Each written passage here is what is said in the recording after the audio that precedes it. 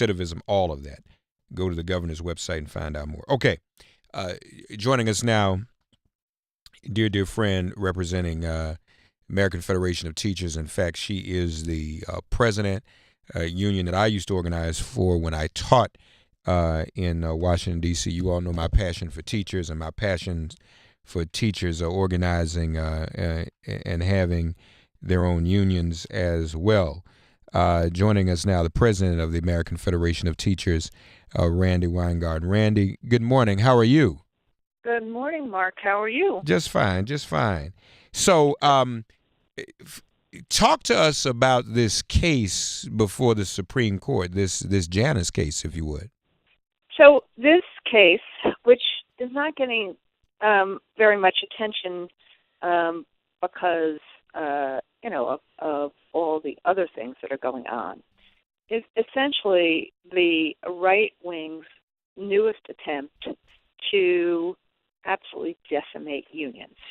And they will dress it up in all sorts of different ways, but they're trying to essentially say that 40 to 50 years of precedent that enables states to make a decision that about how they handle their labor relations of public employees is now a violation of the First Amendment. Mm-hmm. And, there's lots of professors and state governments and civil rights groups and everybody else who's on our side. But the bottom line is this. The moment that Gorsuch was confirmed, Trump nominates Gorsuch, Gorsuch is confirmed, the Koch brothers and the groups that hate unions and want to continue to rig the economy and the politics in their direction move this case. Mm-hmm. And what we're seeing is this. It's a defunding strategy because essentially what this case does is it started in Illinois with Bruce Rauner. He got kicked out of it. And then an individual that the right wing pulled together pushed forward, a guy by the name of Mark Janus. Essentially, he's saying that even though he benefits from all the things that the AFSCME local does in terms of collective bargaining, even though he gets the raises and he benefits from all of these things, as any member should, as any person who's represented by a union should, mm-hmm. that because he disagrees politically, that he should be able to opt out and not pay a fair share. Mm-hmm. And so that what the right wing is trying to do is get a ruling that says that all these folks don't have to pay a fair share, therefore defunding the union. Now, nobody has to join a union. Nobody has to pay for our political work. The proposition that's being challenged is that if you get represented by a union, everybody pays a fair share. Right. And the last thing I'll say is, for anybody who thinks that this is not an attack on vulnerable populations, think about it this way. Of African Americans are 30% more likely than whites to have a public sector job. Right. The attack on unions, particularly public sector unions, got more and more fierce as they became more and more diversified. Mm-hmm. So the attack on the disproportionately female unions, like teachers and healthcare personnel, and the attack on disproportionately African American unions, like our union, like like SEIU, like right. AFSCME. And so, whereas 50 years ago, when Martin Luther King, day he was assassinated, he was fighting for sanitation workers in Memphis right. to have a decent say, right. and not get killed by the sanitation trucks. Yeah. This is the same fight 50 years later, because we know that when people have unions, they have more of a chance to have a better life and to have higher wages. Now, Randy Weingarten. That's the case. No, in a that's nutshell. Randy Weingarten here with us, folks of the American Federation of Teachers, and it is always a pleasure to have her. So now, Randy, Janus is arguing, and what they're trying to do is make it pretty much impossible, or to render impossible the requirement that we pay union dues. Is that pretty much it in a nutshell? Yes. Yeah. I mean, is essentially yes. I mean, and what he's arguing is he wants the benefits of the union. He's not challenging that. He wants the benefits of having the union, but because he disagrees with some political statements AFSCME has made, he shouldn't have to pay a fair share. And that's never been the interpretation of the First Amendment. No one, and what's really important here, Mark, is that no one is stopping Paul Janus from any kind of personal belief he has, and nobody is compelling him to join a union. The real issue is, in some ways, just like bar association dues, just like student loan dues at a college, just like in some ways, just like even taxes. When an entity like a union is required, and I believe justifiably, I believe we should and we must represent everybody in a bargaining unit. Right. That everybody pays their fair share for that, not for the politics, not for anything else, but for if somebody for those kind of things. And frankly, I'll take the agreement that was just signed this morning at 2:00 in the morning in St. Paul, Minnesota. Many of us these days bargain for not just our members, but our communities and our kids. So St. Paul, 2:00 this morning, they reached an agreement.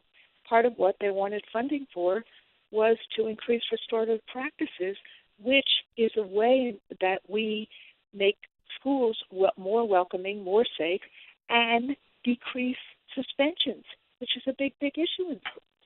So, this is, that's part of the reason why government groups like governors and legislators, Republican and Democratic alike, are doing amicus briefs for us, because they know when there are unions, the communities are safer, schools are better, and they believe that this is within a state prerogative to decide that this is the way they want to,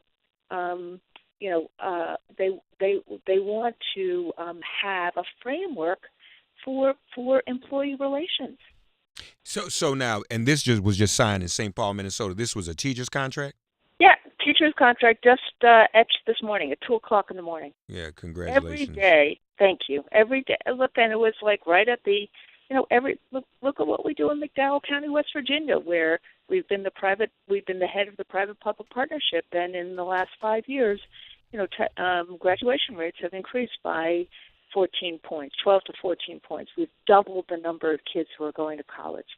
I can go district after district after district in terms of our work, but in terms of healthcare, how we're sounding the alarm on opioid addiction and trying to make sure that people don't die. How nurses went to Puerto Rico in the first couple of weeks to help out. I mean, it's just people know. People like unions now. In fact, I just saw one of the right-wing talking points that they are using for this case, and they say in their talking points, don't say anything negative about unions. People like unions, because people know that when unions were in the ascendancy, when we represented 30% of the people in the United States of America, we had it was the height of the middle class. Right. And who else is out there but unions and the civil rights movement that fights for justice economic justice, wage increases, not $1.50 a week, and I'm not saying $1.50 is important, but it'd be a heck of a lot better to get a $5 an hour raise than to get $1.50 a week back in terms of a tax break. Yeah. Randi Weingarten with us, folks, as we talk about the Janus case. Of course, she's president of American Federation of Teachers. It's Janus versus AFSCME, but AFT has filed an amicus brief in support of AFSCME.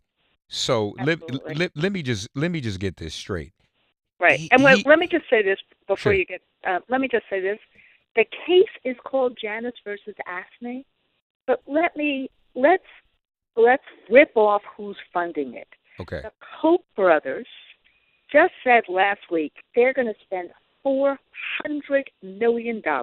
They went from $80 million before their Trump tax largesse to $400 million to defund and defang unions, and now they're saying to just break unions altogether. So Janus, he benefits from having a relationship with the union, correct? Correct. So let me get this straight. Wage increases, pensions, health benefits, due process. He gets all of that. So is he trying to say let's keep the union but not have to pay dues at the same time? Correct. Well, how does that work? I mean, how's the union supposed to sustain itself? Correct, exactly right. That's why I'm telling you that this is a funding strategy. Like, it's not, because all of their arguments make no sense. Mark Janus is not a member of the union, and he doesn't have to be. Nobody has to be. But he still benefits from it. And frankly, no one, this whole argument about voice, have you ever been to a union meeting? People, it is the most democratic, at least my union meetings, people talk all the time. And they fight with each other all the time. That's why we have a democracy in terms of votes and things like that. It'd be nice if other institutions in America were as democratic as we are. But the bottom line is, he gets the benefit, doesn't have to join the union, and if, say, the union dues from members $100, and $15 go to even fighting in a state capitol for or doing political work, that $15 he doesn't pay. That political speech, no non-members have to pay. Right, because there's already been a ruling on that. Correct. If there's is that itemized in the dues? Absolutely. Okay. Meaning, what happens is that somebody is an agency fee payer. Somebody just has to say, "I'm an agency. I don't want to join the union." And for most unions, for most of us, we just immediately, it's itemized every year. There's a notice to members and non-members alike. There's a period of time to say, I want to be a fair share payer. And like my local, we just immediately, we figured out what the number was, and we give people back a check. Okay. So there's a way to resolve that fairly. That's already been easily addressed. So, folks, clearly we should see this for what it is. It's a way to defund unions. You mentioned something important. We always talk about the middle class. What was union membership at the time the middle class was at its height, Randi? About 30%. About 30. So what is it now? Now, because the private sector has really taken it on the chin in the last recession, and you know what's happened in terms of coal, in terms of manufacturing. So the private sector is down to about 7%. The public sector is still about 25-30%, which is why we're about 10%. And what a shock, because the public sector, like teachers, we are the most densely unionized profession, because people get, this disproportionately female profession, people get that without joining with other people, we have no power. Yeah. And so that's why think about the case very similar to this before Justice Scalia died, Friedrichs versus NEA, and now you have Janus versus AFSCME. It's the same case, and that's part of the reason why we've put an amicus brief in, and frankly, we're working very hard with AFSCME and with others because it's not just the battle in the court. We really need to make it clear to people what's really going on here and what the real deal is. Just like the tax cut was a tax cut for the wealthy, just like the fight against Obamacare was to cut health care. Just like there's going to be a budget today that comes out of Trump's office, which we predict will hugely decrease costs. The financing for education. Yeah. These are the ladders of opportunity that people need, and what Trump is doing is just basically saying those who had opportunity in the 50s, with the exception of unionization, by the way, if you had opportunity in the 50s, we want to go back to that. Yeah. But if you actually are a young kid or you want a better life right now, no. Don't bother. The institutions that do that, they are attacking, like the labor movement, like voting, like you remember the Fraud Commission, right. like public right. education. Right. 866-99-SIRIUS, 866-997-4748 is the number to call. Randi Weingarten of AFT. So, and it's also interesting. You have Citizens United. Right. And they compared private corporate money to union money, which was ridiculous in the first place. So now they're going to get another bite of that apple. Citizens United, nobody's going to cut private money, but let's cut the union's ability to raise money so that really Citizens United will be absolutely one-sided. Right. No one is saying to corporations that if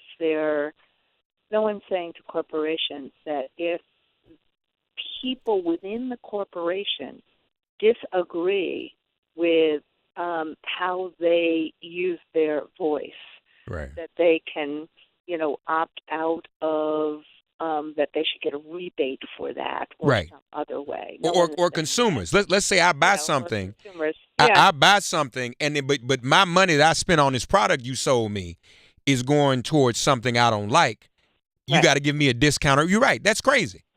Right. And this is but this is part of the reason why libertarians have filed an amicus brief, and to say that that this is weaponizing the First Amendment in ways that not only were never intended, but it's just completely inappropriate. First off, in this instance, the government is our employer. It's not the sovereign. It's not. This is not political speech versus the government. You elect. You look. We got a situation of high employment these days. You have teacher shortages all over the place. Right. You elect to be a worker who happens to work in the public service. You're committed to that. So here you have a situation where the government is the employer, not the sovereign. And the First Amendment, I'll give you an example. When this case was first debated 45 years ago in a Booth versus Detroit Board of Education, we won the case unanimously. What the right wing is doing here. And, they're constantly, we've seen this where the Supreme Court has in the last 20 years has consistently favored corporations over people, even, in Citizens United calling corporations people. That was what Gorsuch's, whole, when you look at his record, that's what he did. Right. So this is another way of trying to prefer corporations over, workers. But the point I'm trying to make, Mark, is that when somebody the four populations that have been really exploited over time, for women, for African Americans, for Latinos, even today, being a member of a union means you enjoy higher wages, better access to health insurance and retirement insurance. So black workers, union workers on average, earn 16.4% more than non-union black workers. Mm-hmm. Black union workers also are almost 20% more likely to have employer-provided health insurance and 18% more likely to have a retirement plan. So even today, with all the assaults that we've had, that there is, by having some solidarity, there is an ability to have a better life. Yeah. And that's what the Koch brothers and others really, they're very threatened by, particularly in this environment where people are like, wait a second, this is the highest income inequality we've ever had. I mean, look what just happened with the big, huge tax cut. It's 12% of it, according to CNBC. Only 12% of it is going to workers. 13%, Morgan Stanley said, will go into worker pay. And you just saw this big article in the New York Times yesterday about how these companies are preferring bonuses instead of actually having a real raise. Yeah. People want a real raise. They Yeah. don't want bonuses. They don't want $1.50 in a pay period. They need a real wage, Right. a real wage increase for a living wage. Yeah. Yeah. Folks, as we're talking, if you're watching our stream, Facebook, Twitter, and YouTube, make it plain. I'm scrolling the amicus brief itself. You can see it's a lot to read, but I just wanted you to see some of the highlights of it and some of the headings of the sections which make an argument. You can also go to AFT.org and see this for yourself. But we're scrolling it on the screen right now. As Randi has said, and it was great to write a bit of it. It was great to use my law degree to still get to put it to good use, right? No, I know that's great. And the fact of the matter is as Randi so eloquently laid out, Dr. King gave his life for AFSCME in a union battle. Many minorities, women, African Americans, people of color work in the public sector and rely on unions like AFSCME, like AFT, and what have you. And their rights are under attack. They would eliminate your rights. And we talk about the middle class no longer being a real middle class, folks, but more of somewhere between working class and working poor, most likely working poor. That's because of the assaults on unions, and that is in its modern day. The modern day assault began with Ronald Reagan. Some of us are old enough to. Randy's not old enough to remember Ronald Reagan, but I am. And I am. I'm just trying to help you out. I bless you. I'm older than you, but thank you. Battery will get you everywhere. But that's what we know where this came from. Let me get a quick call in. Manny wants to chime in on this. Manny's in Connecticut. Manny, God bless you. Good morning. Get well. Get ready for impeachment. You're on the air with my friend Randi Weingarten of American Federation of Teachers. Go right ahead. Hi. Thank you for all the work you do for us, for people. I just, Mark, you already brought up this point about how this guy is a complete fraud. This guy's is a patsy. He's set up to make this bullshit case happen. Yeah, Janus, right. But let's look at, let's pull back and look at the big view. I mean, these guys are attacking the FBI. Yep. They have no. This is a war for them.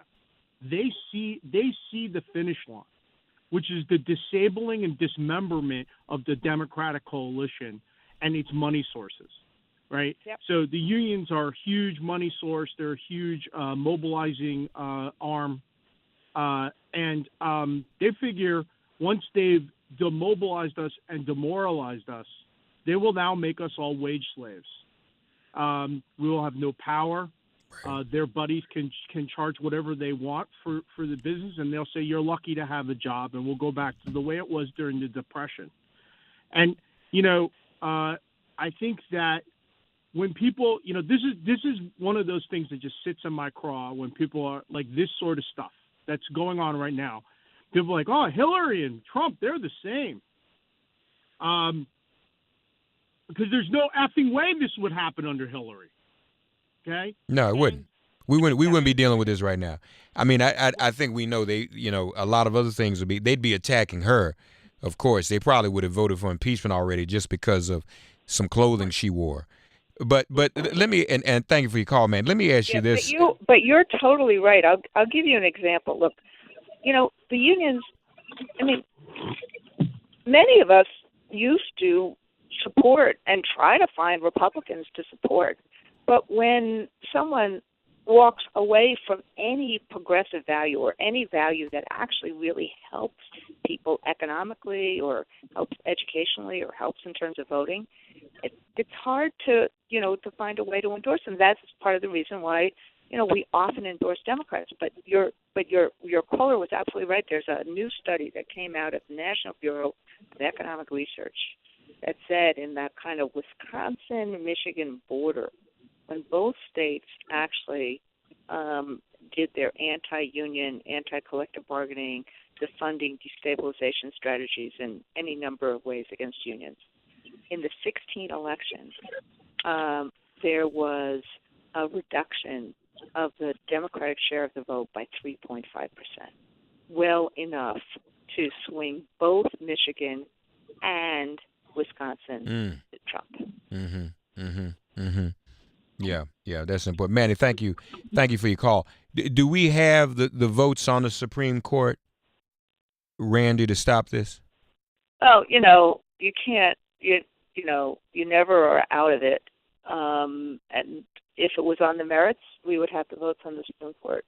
But I sat through the last case like this, the Friedrichs case.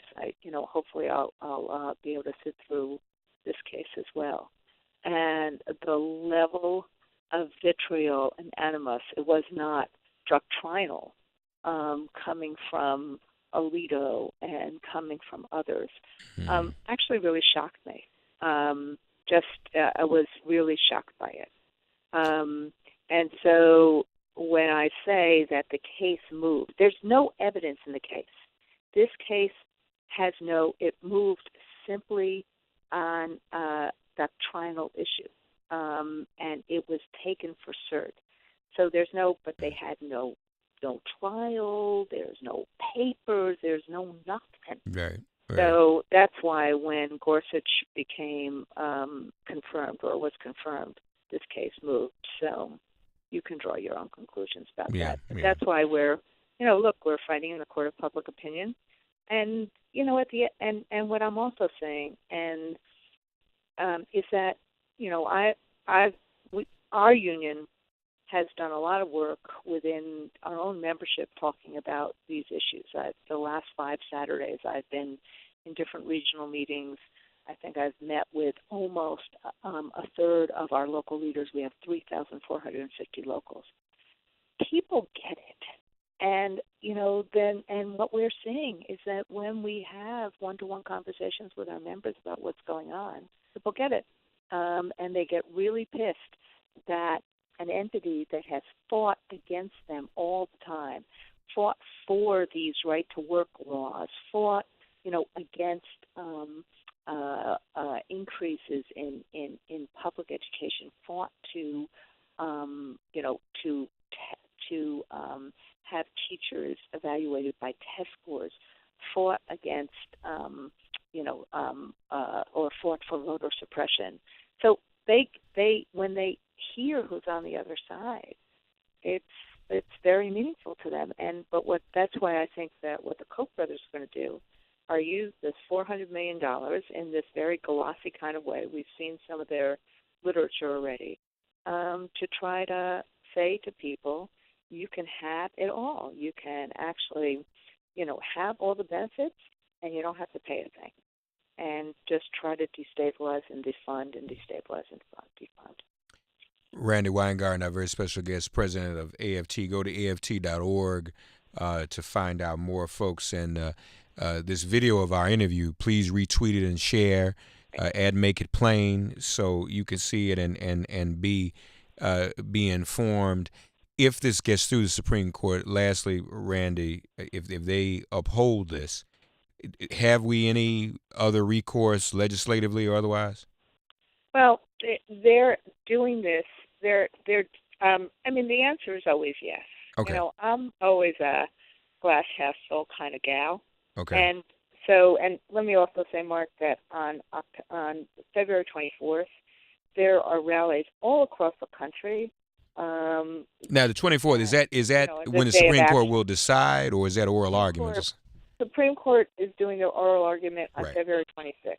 Okay. So Okay. we, Jobs for Justice, the AFLCIO, AFSCME, AFT, and many others, SEIU now, NEA, there are at least 10 rallies. There's actually many, many more, but there's 10 major rallies across the country as a day of action so that we really inform the public about what's going on, of how these hard right groups who have lots of power right now, have lots of wealth right now, are just trying to get rid of any power that regular folks have to, you know, the freedom to exercise a better life. So, Right. you know, we'll have that on our website too. And but we're talking to the public about what this is, and we're actually talking with our members, and that's been really cathartic and transformational. So, folks, February 24th, be informed. Go to AFT.org and see how you can get involved where you are to stand up against this. Randi Weingarten has been our guest. Randi, as always, thank you for keeping us informed about this. This shouldn't be the last time we talk about this either. So I hope we can. Thank you for everything that you do. Thank you for always, always, always being a drum major for justice. And, you know, I mean that. And you are just amazing, and we really, really appreciate your voice. Thank you. Well, thank you, Randi. You know, I love you all, too. So we'll continue the fight, okay? Thanks. All right. Take care. Enjoy your day.